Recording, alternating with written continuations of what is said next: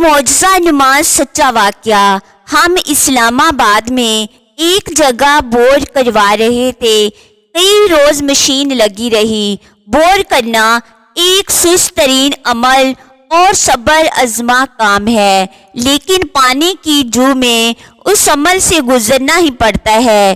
کئی دنوں کی محنت کے بعد کچرا آلود پانی نکلنا شروع ہوا، لیکن کئی فٹ گہرائی کے بعد بھی تسلی بخش پانی نکل کر نہ دیتا تھا۔ اسلام آباد ایک پتھریلا علاقہ ہے۔ پانی کا جاری ہو جانا خوش قسمتی سمجھا جاتا ہے۔ پانی تو زندگی ہے۔ مہینہ ہی ہو گیا ہم بھی تنگ آ گئے اور مزدور بھی، بلکہ وہ تو چھوڑ کر ہی چلے گئے کہ یہاں سے اتنا ہی پانی نکلنا تھا، اب اور آگے نہیں چلیں گے۔ مایوسی ہی مایوسی تھی۔ کئی لوگ مشورے دینے لگے، یہاں پانی نہیں ہے، نیا بور کروانا پڑے گا، مطلب طویل انتظار۔ اور یہ وسوسہ کہ کیا گارنٹی ہوگی وہاں بھی پانی نکلے گا یا نہیں نکلے گا۔ کئی مشورے تھے جو لاکھوں کا خرچ اور طویل انتظار مانگ رہے تھے۔ انہیں میں ایک قیمتی مشورہ ملا کہ بورنگ کا عمل وہیں سے دوبارہ شروع کیا جائے اور اس دوران اس میں آب زمزم ڈالا جائے۔ آب زمزم کی تاریخی اور روحانی عقیدت کے باعث مشورہ سیدھا دل میں اتر گیا۔ چوں چاں کی گنجائش نہیں تھی۔ قریب مقیم کولیگ عمرے کی ادائیگی سے آئے ہوئے تھے۔ آب زمزم فوراً مل گیا۔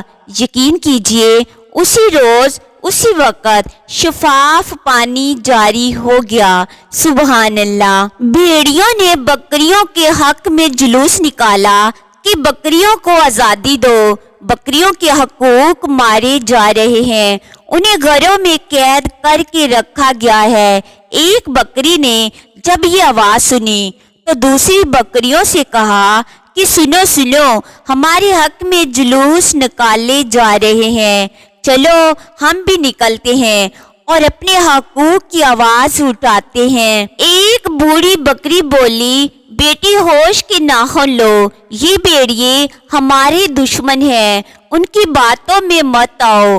مگر نوجوان بکریوں نے اس کی بات نہ مانی کہ جی آپ کا زمانہ اور تھا، یہ جدید دور ہے، اب کوئی کسی کے حقوق نہیں چھین سکتا۔ یہ بھیڑیے ہمارے دشمن کیسے؟ یہ تو ہمارے حقوق کی بات کر رہے ہیں۔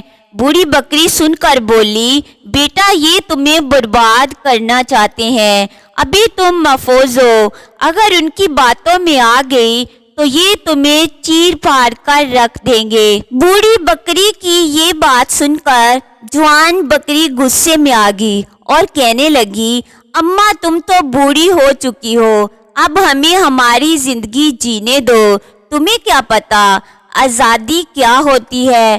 باہر خوبصورت کھیت ہوں گے، ہرے بھرے باغ ہوں گے، ہر طرف ہریالی ہوگی، خوشیاں ہی خوشیاں ہوگی، تم اپنی نصیحت اپنے پاس رکھو، اب ہم مزید یہ قید برداشت نہیں کر سکتی۔ یہ کہہ کر سب آزادی آزادی کے نعرے لگانے لگی اور بھوک ہڑتال کر دی۔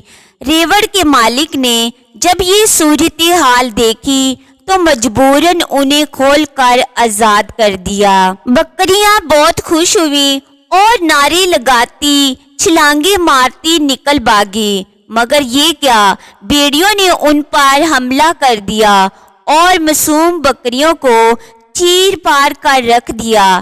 آج عورتوں کے حقوق کی بات کرنے والے در حقیقت عورتوں تک پہنچنے کی آزادی چاہ رہے ہیں۔